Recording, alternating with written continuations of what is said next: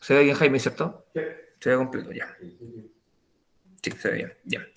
Muchachos, la clase de hoy va a hacer referencia a formas y sistemas de gobierno. Vamos a hablar de algunos. Vamos a ver una teoría bien antigua, que es de las primeras que surgió, pero que nos permitiría entender cómo podemos diferenciar un buen gobierno de un mal gobierno.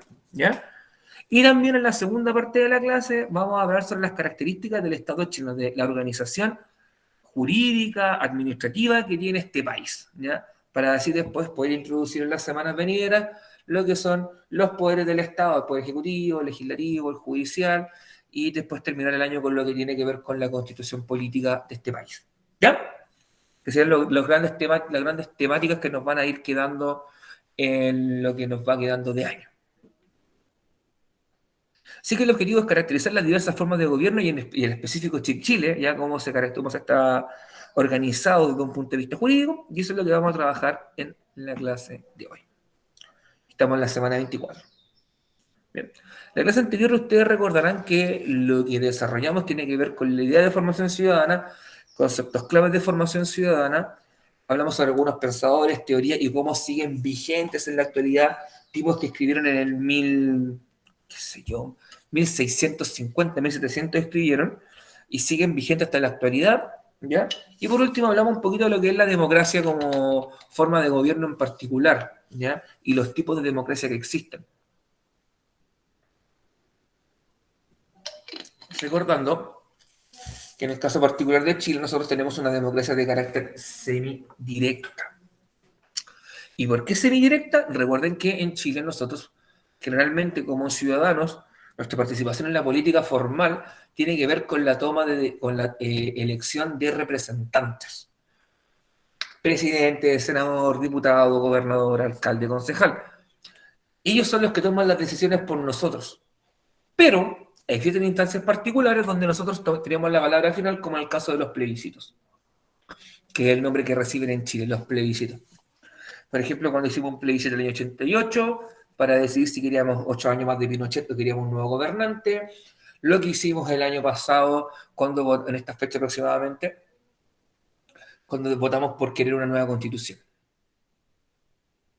¿Ya?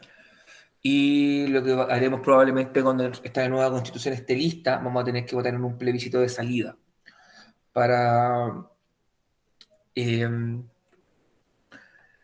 para ver si la aceptamos o no. ¿Ya?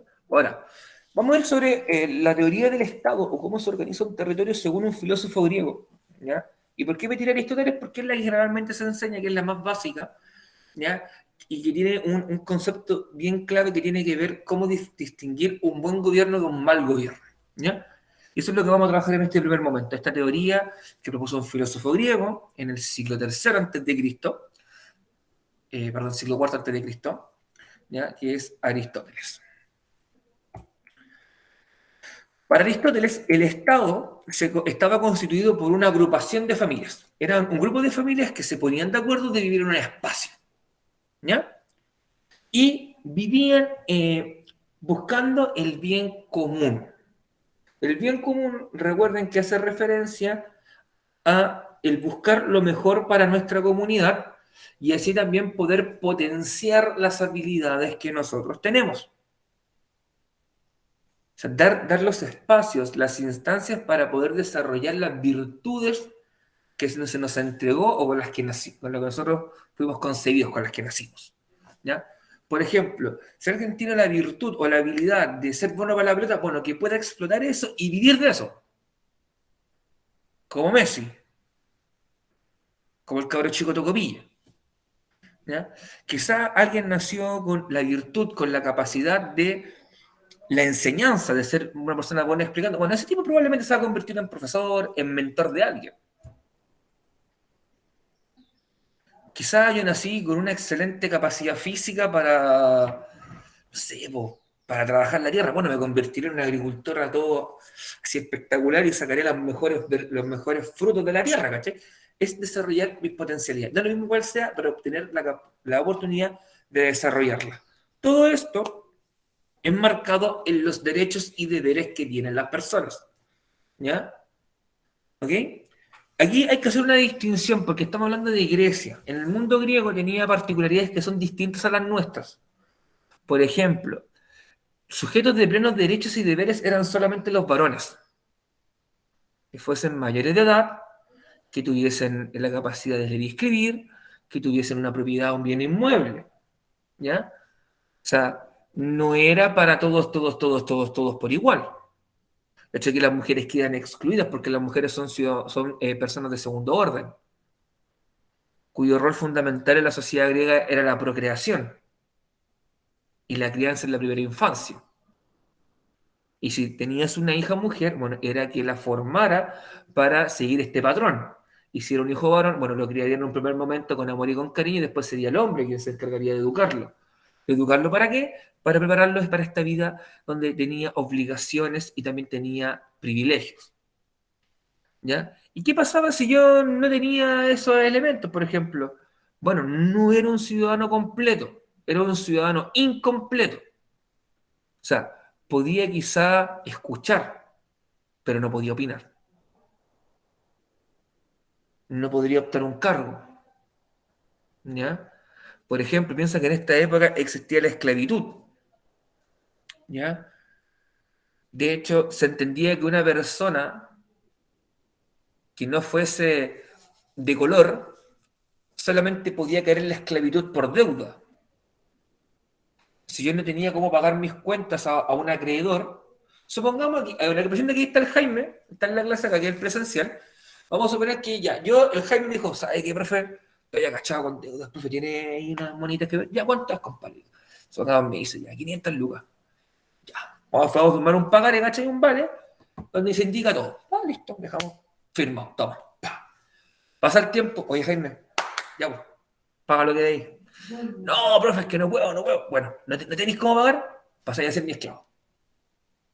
Y esclavo por deuda. ¿Esta esclavitud por deuda se podría eliminar? Sí, en algún momento se podría eliminar si es que tú lograbas juntar la plata suficiente para pagar la deuda, con los intereses respectivos. Pero no era muy común. Ahora, ¿quién era esclavo? Era la gente de color. En esta época se entendía que había gente para gobernar y gente para ser gobernado. Había gente había gente que estaba destinada a mandar y gente que nacía para ser mandada. Y la gente de color, la gente del África, no, vamos a decir, de tonalidad oscura, ya para que no me tilden de racista cuando vean el video después, porque de verdad, o sea, es que en la antigüedad se habla de la gente negra, de raza negra, ¿ya? Pero hoy día este concepto está siendo cuestionado, ¿ya? Ellos se entendía que eran intelectualmente inferiores, por lo tanto tenían que obedecer y eran excelentes esclavos. Era una gente que había nacido para ser esclavizada por el superior. Esa era la lógica de esta época. Por eso hablamos de los derechos y deberes. ¿Ya? Se entiende que un esclavo no tiene ni derecho, el esclavo no tiene ni derechos, pero tiene obligaciones. En cambio, el ciudadano común, el ciudadano pleno, tiene derechos también. ¿Ya? Ahora bien, según Aristóteles, ¿por qué la gente se asocia en familias? Para buscar el bien común, y este bien común se logra asegurándonos derechos y deberes fundamentales, básicos, asegurándonos cierto límite de protección. ¿Por qué? Porque lo fundamental es la sobrevivencia. Nosotros nos juntamos, nosotros convivimos en comunidad para sobrevivir. Porque lamentablemente para algunos no podemos vivir por nuestra cuenta, no podemos vivir aislados del mundo. Directa o indirectamente entramos en contacto con el otro. Profe, ¿cómo en Japón existe esta gente que vive encerrada en su casa y no sale en años? Que existe un fenómeno bastante común que sea allá, que no me acuerdo cómo se llama, pero que viven encerrados, los hikikomori, no sé si se llaman. Los antiguos de verdad que existen que los tipos viven en su cubículo, en su departamento chiquitito, y tienen llenos de basura, ni siquiera sacan la basura. ¿Ya? Pero ellos entran en contacto con el mundo porque ellos se meten en una aplicación de delivery y le dicen, oye, déjame la comida acá. Y se dejan en la puerta de la casa. O sea, entran de una manera bien indirecta, pero entran en contacto con el mundo. Consume productos procesados, elaborados. Que, o sea, el tazón, ese maruchan que todos conocen, que es el ramen instantáneo que le echa agua está listo para comerse. Ya, por eso lo generó una fábrica donde había un operario humano que estaba manejando quizá por computadora el proceso. ¿Ya? La ropa que viste fue hecha por otra persona. O sea, indirectamente entramos en contacto con el mundo. Cuando yo me refiero en el fondo, estar aislado del mundo es que no tener nada de eso. Tú abandonaste eso, te fuiste en pelota a la mitad de la nada, cazaste un animal, le sacaste la piel y te hiciste la ropa tú, construiste tú tu casa, cultivas tú tu alimento, consigues tú tu agua. Eso es ser totalmente autosuficiente. Y ninguno de nosotros tiene las capacidades ni las habilidades para hacerlo. ¿O la podríamos obtener? Sí, pero nos costaría mucho y probablemente nos veríamos mucho más expuestos a los riesgos. ¿Ya? Así que entonces, lo que ocurre es que nosotros buscamos sobrevivir en colectivo, en comunidad, porque así nos aseguramos nuestra defensa, porque al vivir en sociedad existen en el fondo normas. Estas normas disminuyen los delitos, disminuyen los crímenes. ¿Ya? Porque yo soy consciente, o me la voy a pensar dos, tres veces, si quiero entrar a robar un lugar porque estoy falto de lucas, porque sé que me pueden pillar y me puede caer la teja y puedo terminar en la cárcel. No de pasadita, sino que unos cuantos años. ¿Ya? Y también me asegura mi alimentación, porque yo creo que ninguno de nosotros es un experto agricultor para poder cultivar todo lo que uno come. Quizá podéis tener tu huertita con tomatitos cherry, con albahaca, con cibulet y cosas por el estilo. Pero no te veo capacitada para, no sé, para plantar un repollo en el jardín de tu casa. Un repollo, una calabaza o zapallo amarillo, como le llaman, ya que el zapallo de la zapaipa, no te veo capacitado para pasarlo. Para hacer una sequía, todo un riego, no. ¿Ya? Por eso nosotros vivimos en comunidad, porque hay gente que se especializa en eso. Y eso te explica, en el fondo, el por qué es tan importante distinguir, definir el cómo nos vamos a gobernar o quién nos va, o de qué manera se nos va a gobernar. Porque en el fondo, acá en esta agrupación de familias que nosotros podríamos llamar también sociedad, eh, la sociedad no se manda por su cuenta. No existen jefes tribales, así como que cada uno ande por su lado, sino que nos organizamos de tal manera de tener una cabeza, un líder que designe o diga lo que vamos a hacer y es más fácil que nosotros podamos dirigir nuestro trabajo. ¿Ya? Entonces, el Estado lo que establece es una serie de principios base para asegurar la sobrevivencia de las personas, quienes serán dirigidas por otros. Esta transforma al gobierno. ¿Ya? Dicho gobierno puede tener variadas formas. Aquí vamos a entrar a ver el tema del gobierno, del buen gobierno o del mal gobierno. ¿Ya? Las formas de gobierno, según este filósofo que está abajo, que es Aristóteles, pueden ser puras o pueden ser impuras. Las formas puras, la característica principal es que aseguran el bien común. Es decir, tienden a asegurar que nosotros como sociedad mejoremos en nuestras condiciones de vida. Nos permitirá dar un espacio para vivir de mejor manera del cómo vivíamos. ¿Ya? Eso es pensar en el otro. ¿Ya? No es pensar solamente en tu ganancia, en tu beneficio personal, que es por lo general a lo que nosotros hemos estado acostumbrados o se nos ha incentivado en la sociedad actual. En la sociedad actual, por ejemplo, nosotros vivimos en un mundo súper individualista, ¿ya? Porque así se nos enseñó, así se nos educó, así se nos formó. Siempre se nos ha formado mirando, muchas veces mirando al otro, mirando la competencia. Oye, tenéis que ser siempre el primero en todo, siempre tenéis que ser el mejor en todo. Nunca te dicen tienes que ser feliz con lo que haces. Sí, de hecho, piensen ustedes quizás los que son mayores, que sé que hay gente aquí que es mayor, que tiene mi edad un poquito más, o un poquito menos, y los más chicos. Probablemente muchos de ustedes siempre les dijeron eso. Tienes que ser el mejor en lo que hagas. Nunca te dijeron tienes que ser feliz con lo que hagas. ¿Ya? De hecho, por eso probablemente, estoy le hablo a los más jóvenes, o quizás también a los mayores, quizás los que son padres o madres, siempre han pensado, imagínense ustedes, quizás ya su hijo, su hija mayor, llega y te dice, viejo, vieja, quiero estudiar teatro. ¿Cachai? Sí, y como, quiero entrar a estudiar teatro o danza. Y tú, a ver, ¿tú crees que te pagué un colegio para qué? La típica respuesta. Nunca te preguntaste si realmente lo que tu hijo quiere hacer es eso. No, tenéis que ser ingeniero, tenéis que ser abogado, tenéis que tener una profesión, ¿cachai?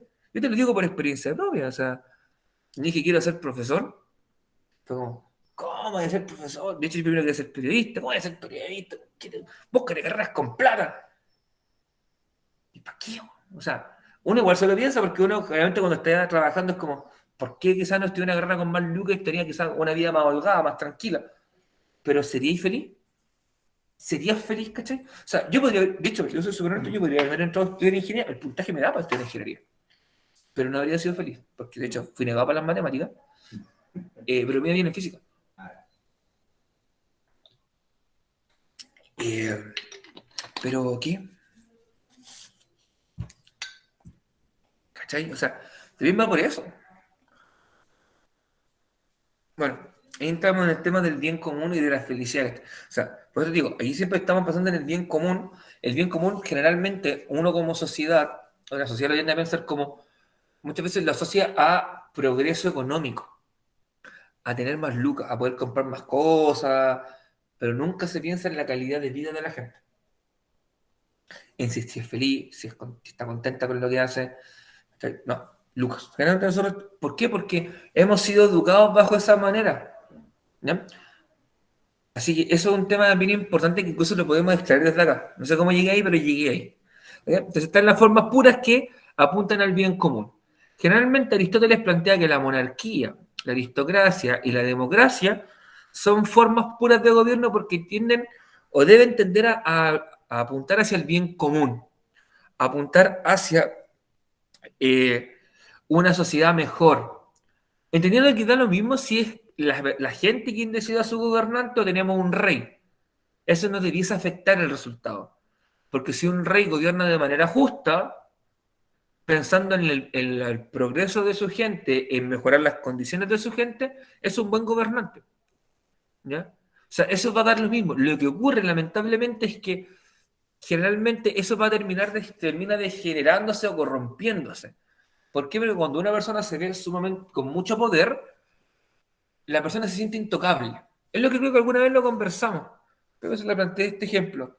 Ese compañero de pega, ese amigo que tú tuviste cuando chico, o ese amigo de pichanga que tuviste, ¿cachai? Que era igual que tú y después de un partido era capaz de sentarse contigo en la mitad, en la vereda de la calle y tomarse una Coca-Cola de Express, ¿cachai? De gamba en aquella época, y después irse juntos para la casa caminando o en micro. Cuando creció, obtuvo más poder y logró ascender, dejó de ser tu amigo, se juntó con otro grupo de gente y no se tomaba una Coca Express sentado en el suelo, sino que iba a un restaurante a tomarse un agua mineral de 20 lucas y andaba en un auto del año y no podía capaz de subirse un amigo. O sea, porque el poder te corrompe, el poder te hace sentir distinto al resto. Y tú quieres seguir manteniendo esa diferencia y cuando sumado a esa diferencia logras ver que tienes impunidad frente a lo que haces, te corrompes. Y vas a dejar de gobernar pensando en la gente y vas a gobernar pensando en ti. En tu beneficio, en el beneficio tuyo y de tu gente cercana, no en el beneficio de la sociedad. Te importa un rábano la sociedad. Te va a importar un rábano. Lo que te va a importar es que en el fondo tu cuenta bancaria crezca, que tu familia esté bien, pero ¿y el resto de la gente? Y si eso tiene que ver también con el egoísmo propio de la sociedad. Por eso digo, a nosotros por lo general como sociedad, como personas nos han criado de esa manera porque la influencia, la sociedad, el mundo ha girado hacia allá, ha girado hacia un mundo pensando en la competencia, ha girado hacia un mundo que piensa en el fondo la superioridad por sobre el otro, el ser capaz de imponerte frente al otro. No pensado de la lógica de, oye, quiero ser mejor, o sea, quiero ser feliz con lo que hago. Porque la sociedad te impone eso, ¿por qué? Porque lamentablemente no podemos vivir de la felicidad. Y eso es una realidad. De hecho, como dice coloquialmente, con plata baila el monito. ¿Ya? Tú podrás ser muy feliz con lo que haces, pero si no tienes cómo vivir, porque las deudas no se pagan solas. ¿Ya?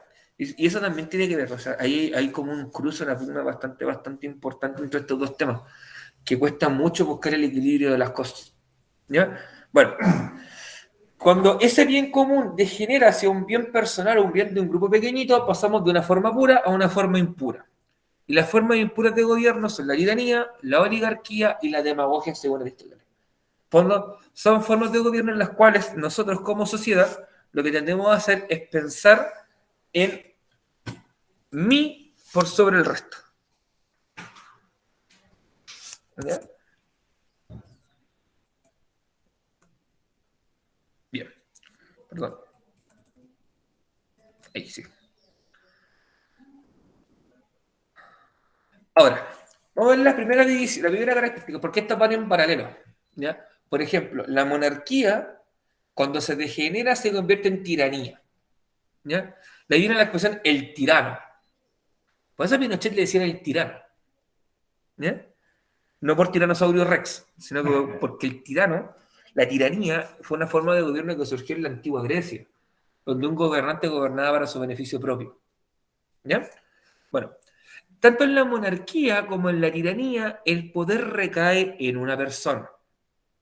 Tenemos un gobernante que tiene amplios poderes. Por lo general, estos monarcas, estos tiranos tienden a ser dinásticos. ¿Qué se refiere con dinástico, profe? Que es un poder que se va heredando de generación en generación. Así era la antigüedad. ¿Ya? Por ejemplo, si mi abuelo fue el gobernante, el poder pasó a mi padre, de ahí va a pasar a mí, de ahí va a pasar a mi nieto, después va a pasar a mi bisnieto, a mi tataranieto y así. Se sucede de generación en generación. ¿Ya? Profe, si usted no tiene hijos, bueno, pasará a mi hermano, no digo hermano, bueno, a un familiar directo. ¿Ya? En el fondo el poder queda el poder como gobernante se traspasa dentro de la familia. Ya por eso hablamos de dinastía. Entonces tú con eso escuchas hablar de la dinastía de los tantos. Sí, de la Ching, la Ming, la Yuan, pero, por ejemplo, incluso hasta nivel coloquial tú escuchas hablar, no, esos son de la dinastía, esos son de la... O cuando habláis de una familia en particular, por ejemplo, no, esos son los tantos, ¿cachai? Y papá y dijo que el papá fue malo, el papato malo, el hijo es pato malo y el nieto es pato malo, ¿cachai? Es como dinástico, como de generación en generación. ¿Ya? Cuando un gobierno es monárquico, cuando el poder que tiene, el poder que obtiene, lo utiliza para el bien común, para en el fondo hacer que la gente viva de mejor manera. Y cuando se corrompe se convierte en tiránico, porque pasa a ser del bien personal. Por ejemplo, a Pinochet se le denominó el tirano porque cuando él gobernó, el poder lo concentraba principalmente él. ¿Ya? Y Pinochet, todos sabemos que no gobernó para el bien de los chilenos. O sea, es un hecho de la causa. O sea, más de 2.000 detenidos, 3.000 detenidos desaparecidos, no, casi 3.000, 4.000 ejecutados políticos, militantes detenidos desaparecidos. O sea, no te hacen un buen gobernante. ¿Ya? Y sobre todo cuando después empezamos a descubrir todas las cuentas bancarias que tenía por fuera, ¿ya? Con hartos millones de dólares por ahí mal habidos, por ejemplo. Eso te habla de una persona que gobernó para su beneficio personal y para el beneficio de aquellos que pensaban como él. Eso no es un buen gobernante, no es un buen monarca. Un buen gobernante bajo esta lógica sería un rey que pensara en el bien de la gente, que fuera un líder positivo. ¿Ya? Por ejemplo, un tipo de líder de estas características habría sido, no sé si ustedes vieron la película 300 o el cómic 300 o conocen la historia, ¿no? Habría sido el rey de Esparta, Leónidas, que gritaba, ¿This is Sparta? Ya, él. ¿Por qué? Porque en el fondo él encarnaba los valores propios del gobernante de la época, ¿cachai? Era un tipo valiente, guerrero, ¿ya? Que tenía, en el fondo que tenía una familia, que se preocupó, en el fondo él fue a combatir y arriesgó su vida y termina muriendo para defender a su gente, ¿ya? Cuando lleva a los espartanos a luchar contra los persas. No fueron 300, ya fueron más de 300, es parte del mito que fueron 300. Fueron más de 300, ya no, las Termópilas no fue tan así como te la pinta el relato de la película, que la película está inspirada en un cómic que se llama 300, ¿ya? Que hace referencia, toma algunos elementos de la historia de Leónidas. ¿Sí? Pero esto, profe, pasó esto. O sea, las guerras médicas pasaron, los griegos se enfrentaron a los persas, sí, pero no tenemos un relato tan preciso, así como cuando dijiste, fueron 300 la orilla del acantilado y empujaron hacia el... No, no, olvídalo. Eso también es parte del relato que venden, así, de la cultura pop. Pero sí, ser un monarca significa gobernar con esos valores, por ejemplo. Ser una persona valiente, que va al frente, que lucha por su gente, por aquellos que tiene que defender, ¿cachai? O sea, va por esa lógica, ¿ya? Abajo está la explicación más bien escrita. Dice, una monarquía se define como un sistema de gobierno donde el poder recae en solo una persona que pertenece a una dinastía, por lo general, ¿ya? Una familia que tiene el poder y que este es traspasado de generación en generación. Eso es una monarquía, ¿ya? En este sistema, en teoría, se busca el bien común de aquellos que viven en los dominios del monarca. O sea, el rey no se va a preocupar de todo el mundo, sino que se preocupa de aquellos territorios que tiene a cargo. Si yo fuera, por ejemplo, el rey de Quillota, yo tendría que preocuparme de los dominios, de toda la gente que vive en mis dominios, toda la gente que vive en Quillota, y asegurarle el bien común. O sea, por ejemplo, si veo que los problemas están en la vivienda, bueno, asegurarles vivienda.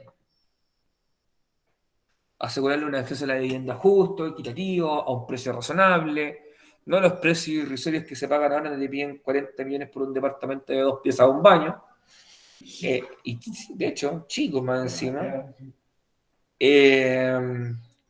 Lo mismo ocurre, por ejemplo, si los problemas fueran con alimentación, bueno, asegurarte que todos tengan un plato de comida al día, un buen desayuno, un almuerzo y una cena. Esos son un buen monarca. Cuando, por ejemplo, si yo fuera monarca de Quillota y viese esos problemas y no me preocupo, solamente me preocupo, ¿cachai?, de enriquecer mi cartera, soy un tirano. La segunda clasificación, denme un segundito que yo quiero ver algo. La segunda clasificación tiene que ver con la aristocracia y la oligarquía. La aristocracia viene de Aristoi. ¿Y qué es esta cuestión, profe? Aristoi significan los mejores. Vamos a hacer la definición en griego. Entonces la aristocracia es una forma de gobernar donde el poder recae en los mejores. ¿Qué vamos a entender por los mejores? La gente más apta, la gente más idónea, ¿ya? De hecho, en la antigua Grecia, uno de los filósofos griegos, que es Platón, Platón establece que, o para él la república, en la forma de gobierno, tenía que ser una república de aristócratas, en el fondo, donde gobernaran los más aptos, y para él los más aptos eran los intelectuales, eran los filósofos, era la gente que se dedicara a pensar. Porque eso es lo que hacen los filósofos, no es que no hagan nada. Porque uno por lo general tiene la caricatura de que el filósofo es un vagoneta, que está echado, así como onda todo desalineado con el profe de historia, ¿cachai? Que de hecho somos primos cercanos porque somos parte de la humanidad. Y es porque nosotros los gente nos dedicamos a pensar. Nuestra pega es pensar las cosas. Y pensar las cosas que la gente común no piensa. Y que es pensar decisiones importantes, por ejemplo, decisiones de un país, qué hacer con el territorio, de qué manera nos vamos a dirigir, qué es lo que vamos a hacer con determinados temas. Y esas son decisiones que se toman. Y las toman, le dicen tomar a la gente más idóneas, los más aptos. De hecho, por lo general, cuando uno le pregunta a la gente, y me ha pasado que yo he hecho esta pregunta en clase, yo les pregunto a ustedes, ¿creen que debiese gobernar, da lo mismo que gobierne cualquier persona? ¿O tendría que gobernar gente? ¿Ustedes creen que un mejor gobierno sería con gente con más educación? Que mientras, por ejemplo, si la persona tiene, mientras más estudios tenga esa persona, más preparada está para gobernar. ¿No? Ya. Hay mucha gente que piensa eso.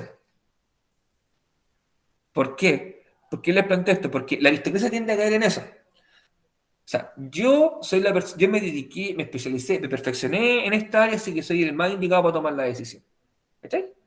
Así piensa la aristocracia. Se piensa que esa gente que es la más indicada va a pensar siempre en el bien de la comunidad, en el bien de los suyos. Porque para tomar decisiones hay que saber qué efectos tiene la decisión. Yo te digo, por ejemplo, si les pregunto a ustedes, ¿ustedes saben por qué cuando hay crisis económica no se imprimen más billetes? Porque uno piensa, ¿por qué no se imprime más dinero? Cuando faltan las lucas, ¿por qué no se imprime más lucas? Ya. Por ejemplo, tú no serías capaz de dar respuesta a esa problemática. Pero, por ejemplo, probablemente un economista sí. Hasta yo te lo puedo decir porque también lo sé, porque también tuve que estudiar economía. Que es tan simple que se entiende que todo dinero que se imprime tiene que tener un respaldo. O sea, si yo voy a imprimir 1.000 millones de pesos, tengo que tener un respaldo equivalente a 1.000 millones de pesos. En el pasado ese respaldo estaba en oro o en metales preciosos. Hoy día ese respaldo está en los activos que tiene el país, en empresas. Ya, porque ¿qué pasa si yo imprimo dinero sin tener ese respaldo? Eso se le llama una emisión inorgánica y eso genera inflación. Y eso hace que en el fondo el kilo de pan que hace un año costaba 1.200 ahora cueste 1.600. ¿Cachai? Es por eso. Pero para tomar esa decisión tienes que saber. Entonces, ¿será importante que gobierne gente que se maneje en el tema? Ya, pero es que, y yo te digo al revés, pues. Pero, pongamos, a veces muchos estudios ¿Ya? no saben realmente lo que necesita el pueblo, una cosa así. Ya, ok, sí, sí, entiendo lo que hay, que en el fondo. Porque ¿Mm? yo, estamos en un caso, yo ahí en el albergue hay monitoras mías que están haciendo la práctica ¿Ya? y se llegan a mí, que supongamos yo no tengo estudio, y yo sé más de las cosas que pasan en el albergue y le enseño yo a ellos. ¿Mm? Pero igual ella me llama por pero yo sin estudiar sé más cosas que ella Ya, pero es de la que. profesión que están Sí, haciendo. sí, pero en el fondo, pero igual tú sabes. Sí. Es que tú tienes otro tipo de saber. ¿Cachai? Y ahí está el punto. Es por eso que no se colocan tantas como exigencias para hacer cargo público. Porque se entiende que hay gente que tiene otro tipo de conocimientos, ¿cachai? Que son habilidades aprendidas por la experiencia, por lo vivido. ¿Ya? Pero en esta época, esa era una forma que se pensaba de que esta gente iba a conocer eso también, iba a saber. Y por lo tanto iba a gobernar pensando en la gente, en lo que más necesitaba la gente. ¿Ya? Cuando esta gente, este grupo chiquito, porque además los aristócratas son un grupo chiquito, no es que toda la gente pertenezca a este grupo, sino que es un grupo pequeñito que tiene el conocimiento, comienza no a pensar en la gente, sino a pensar en su beneficio personal, esto se transforma en una oligarquía. Es por eso que nosotros cuando el próximo año, Dios mediante, estén ustedes acá, o esté yo acá, u otro prefecto acá, en algún momento de la historia de Chile te va a hablar sobre la república, sobre el parlamentarismo y te va a hablar de la oligarquía chilena. Y la oligarquía es un grupo pequeño que tiene el poder para sí mismo. ¿Ya? Y en el fondo, donde este grupo pequeño que gobierna, gobierna para sí mismo. Que fue lo que hizo el Parlamento chileno a finales del siglo XIX, comienzos del XX. ¿Ya? Por eso le llama también la república oligárquica. Porque eran un grupo pequeñito, todos muy parecidos entre ellos, con estudios, con conocimientos, que se consideraban los más idóneos para gobernar, pero gobernaban para ellos. Y esta es la diferencia. Recuerda siempre que las formas puras van a tender a el bien común, al bien de la comunidad, en el fondo a mejorar las condiciones que tenemos. Y la forma impura va a tender a mejorar la condición solamente de aquel grupo del cual está interesado. Por eso la imagen que está acá al costado, en la imagen que está aquí te dice, un ejemplo de oligarquía lo encontramos en la clase política chilena de finales del siglo XIX, comienzos del XX, que sobreponía su beneficio personal por sobre el de los ciudadanos, reflejado en las acciones que llevaba a cabo el Congreso Nacional, a tal punto que esta época es conocida como parlamentarismo. Cuando el Parlamento chileno no aprobaba las leyes sociales en esta época, que te permitían tener descanso dominical, trabajo de 8 horas, suprimir el trabajo infantil, porque les afectaba su bolsillo, es gobernar para su beneficio personal. Y eso cae en la oligarquía. ¿Ya? De hecho, hasta el día de hoy siguen siendo una oligarquía. O sea, piensa, por ejemplo, cuando ellos imponen, por ejemplo, su visión religiosa por sobre la libertad de la gente, es gobernar de manera oligárquica. Porque nosotros como país nos definimos como un país que no tiene una religión oficial. Por lo tanto, ¿por qué tengo que imponer un criterio religioso, por ejemplo, al resto de la sociedad? Cuando se tiene que la sociedad es laica, ¿por qué tengo que quitarle la libertad a esa persona? Por ejemplo, del matrimonio igualitario, el matrimonio homosexual, de que ellos se puedan casar libremente. ¿Por qué debiese? Que exista no significa que todos nos vayamos a buscar a nuestro mejor amigo y nos vayamos a casar y nos demos un beso en público. ¿Cachai? O sea, no tiene por qué. O sea, que se apruebe algo no significa que vaya a ser obligación para todos. ¿Ya? O por ejemplo, la interrupción del embarazo. Que se apruebe no significa que todas las mujeres vayan a ir a hacer fila para interrumpir su embarazo. O sea, de hecho, si el primer debate presidencial, cuando el candidato José Antonio Gas dice que en los países donde se aprobó esto hay una mayor mortalidad de mujeres en este proceso, es mentira. De hecho, saltó el tiro de Twitter con todos posteando los gráficos que dicen que es mentira. ¿Ya? Pero lo que vamos es por qué tienes que imponer tu creencia religiosa al resto de la gente. Porque si la mujer quiere interrumpir su embarazo, lo va a hacer igual, de manera legal o ilegal lo va a hacer. Y esta decisión, y ella cargará con el estigma social, y ella la va a cargar. No voy a hacer yo, no vas a hacer tú. Es el problema de esa persona. ¿Cachai? Y eso tiene que ver, por ejemplo, el tema de las libertades. ¿ya? Eso también probablemente lo vamos a tocar un poquito más adelante. Bueno, una aristocracia es una forma de gobierno donde el poder recae en aquellos que son considerados los más aptos, ¿ya? Y que gobiernan pensando en el bien común. Mientras que una oligarquía es una forma de gobierno, una forma de gobernar donde el poder recae en un grupo pequeño que se preocupa solo de su beneficio personal. Vamos por el último. La democracia y la demagogia. ¿Ya? Recuerden que es pueblo o gente. Y la democracia es una forma de gobernar donde el poder recae en el pueblo, ¿ya? El pueblo es quien escoge las autoridades, es el pueblo quien va a elegir una persona. ¿Y por qué yo elijo una persona por sobre otra?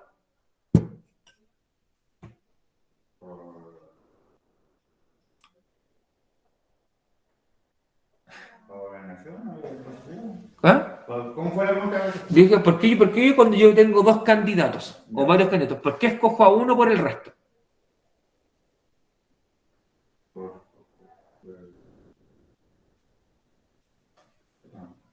sabiduría. A ver, pero ¿a ti qué te dice que es la persona más sabia, que sabe más o que está más preparada? Porque probablemente lo escuchaste hablar, escuchaste lo que tenía que decir, escuchaste sus ideas. En el fondo, tú escoges una autoridad según tu creencia, según lo que tú piensas que es lo mejor. Y según lo que tú crees que es lo mejor, tú vas a escoger a tal o cual persona. Volviendo al ejemplo por ejemplo, de los candidatos actuales. Por ejemplo, si una persona cree que lo fundamental son los valores tradicionales, mantener la religión viva y en la defensa de las Fuerzas Armadas y de orden, probablemente esa persona va a votar por José Antonio Cast, que es el candidato que tiene ese alineamiento. Si alguien cree, si alguno cree que lo fundamental es quitarle la empresa a los poderosos, pasársela al Estado y que el Estado produzca todo, va a votar por Eduardo Artes, te dando un ejemplo, da lo mismo, lo que tú creas. ¿Ya? Si alguien, por ejemplo, cree que lo importante es descentralizar el poder, que pase a las regiones, tengan más protagonismo, que hay un sistema de salud universal donde no existan INSAPRES, sino que todo eso pasa al Estado y el Estado entregue un gran sistema de salud único, gratuito, va a votar por Gabriel Boric. Y así va a ir. En el fondo, según tu creencia, según lo que tú pienses que es lo más idóneo, vas a escoger a tu candidato y para eso tienes que escucharlo. Para eso el candidato tiene que llegar con el mensaje, ese mensaje tiene que pegarte. ¿Ya? Y ahora eso en el fondo te va a decir, entonces tú sabes que si sale tal candidato, ese candidato va a ir con esta idea. Bueno, cuando este candidato va con esa idea por lo general apunta en el bien común, apunta en el bien de la sociedad. Porque siempre te voy a escuchar, porque queremos un Chile más justo, porque queremos un Chile más limpio, porque queremos un Chile sin fila en los hospitales. Voy a escuchar eso en todos los candidatos, porque apuntan al bien común. Y eso es lo que la gente quiere escuchar también. Si el candidato logra llevar a cabo eso, va a gobernar pensando en el bien común. Ahora, si el candidato cambia todo su programa y piensa solamente en su beneficio personal o en el beneficio de una minoría, va a convertirse en un demagogo. Y la demagogia es eso, la demagogia es la degeneración de la democracia. Cuando esa persona que llegó al poder debido o gracias a la voluntad popular no gobierna para el pueblo, se convierte en un demagogo. ¿Ya? El ejemplo que tenemos acá, bueno, coloqué como caso súper extremo, quizás ustedes no lo ubican mucho. La que está a la izquierda no es Michelle Bachelet, ¿ya? Es la canciller alemana que va a dejar el cargo en poco tiempo más. Ella ha gobernado prácticamente por 15 años en Alemania y ella siempre por lo general ha gobernado pensando en la gente. Ha tenido problemas, sí, pero siempre ha existido un pensamiento en el bien común de la comunidad, del pueblo alemán. De hecho, por eso Alemania sigue teniendo de los estándares de vida más altos del mundo, ¿ya? Una gran expectativa de vida. Han tenido también problemas, por ejemplo, ha tenido problemas que ha tenido que tratar, por ejemplo, el problema migratorio, pero siempre de cara a la ciudadanía. Nunca se ha ocultado. De hecho, una persona es súper austera, por ejemplo. Ella baja a comprar con su pareja, con su marido, bajan a comprar al kiosco, ¿cachai? Va a la feria. Y va con ropa común y corriente, ¿cachai? No va con un terno, con un traje que le haya costado un ojo a la cara. No, anda como que fue a comprar a Fashion Park, se compró un buzo, un pantalón y unas pantuflas y fue a comprar así. Y a la derecha tenemos actual presidente de Brasil. Eh, por ejemplo, que él, en su mandato, prometió hartas cosas, pero al final terminó haciendo otras cosas. Por ejemplo, nunca se ha puesto a favor de la comunidad. Piensa en lo que ocurrió con él tema del COVID el año que pasó y este año, cuando Brasil fue de los países más afectados a nivel mundial, cuando se pega declaraciones como, por ejemplo, los brasileños se vayan a la alcantarilla, así que están inmunizados contra el COVID, eh, cuando se fue en contra de los gobernadores regionales o los estatales de Brasil. Recuerda que Brasil funciona de una lógica federal, tiene estados, que viene a ser algo así como las regiones nuestras. Se fue en contra de ellos porque los gobernadores regionales querían como más bien impulsar la política del uso de la mascarilla, el distanciamiento social, las cuarentenas, y este tipo estaba preocupado de que la economía se iba a estancar, y sea mala suerte que se muere, lo más importante es la economía. Se convierte en un líder demagogo porque en el fondo está preocupado del interés político, económico de él y de la gente que lo apoya por sobre el interés de la comunidad. Eso es ser un demagogo. Eso es ser un demagogo porque él nunca fue capaz de decir, oye, ¿qué sabéis qué? Tienen razón, vamos a colocar medidas más extremas, vamos a prohibir determinadas actividades porque la población se está muriendo. Porque a él le dio COVID y él no se murió porque él tenía las lucas suficientes para ir a una clínica privada, lo atendieron como rey. Pero la gente común, el brasileño común y silvestre, se terminó muriendo. Y se terminó muriendo ¿por qué? Porque no se establecieron todas las condiciones de seguridad sanitarias pertinentes. Y eso es lo que lleva un demagogo. Donald Trump también era un demagogo. Porque Trump en su discurso lo que hace es, en el fondo, hablarle a un sector muy chiquito de la sociedad y no preocuparse del bien de todos. ¿Ya? Y eso es lo que diferencia a un presidente democrático, a un gobernante democrático y a un gobernante demagogo. Porque el demagogo te habla muchas veces con falacia. No, que la economía, que ya, loco, ahí no importa la economía, importa que la gente se salve.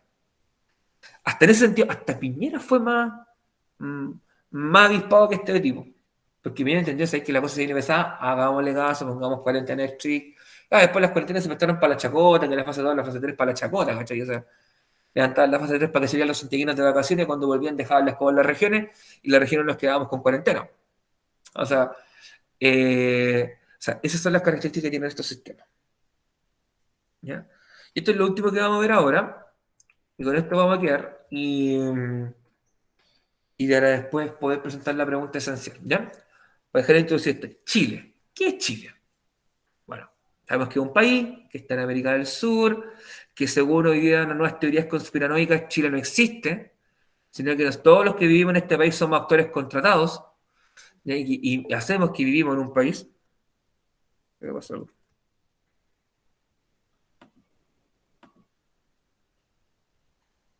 ¿Qué pasó con la nación, Débora? No, porque está hablando, claro, también somos una nación porque tenemos una identidad, probablemente apuntaste a eso, ¿ya? Chile es una república. Una república es una forma de gobernar donde no existe un rey. Nosotros no tenemos un rey, ¿ya? Nosotros tenemos, en un comienzo tuvimos directores supremos y en la actualidad tenemos presidentes. Presidentes que son electos democráticamente en un sistema de votaciones que se lleva a cabo en la actualidad cada 4 años. En el pasado fueron cada 6, después en el más atrás fueron cada 5, ¿ya? Cada 4 años, ¿ya? Eh, que no pueden ser reelectos de manera inmediata, tiene que haber un lapso entre medio de sin reelección, pero también tenemos otras autoridades además del presidente.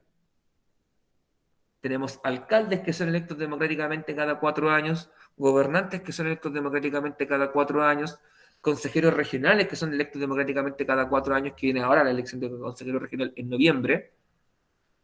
Tenemos diputados que son electos democráticamente cada 4 años con un máximo de 2 reelecciones, al igual que los alcaldes y los concejales, perdón, 3 periodos.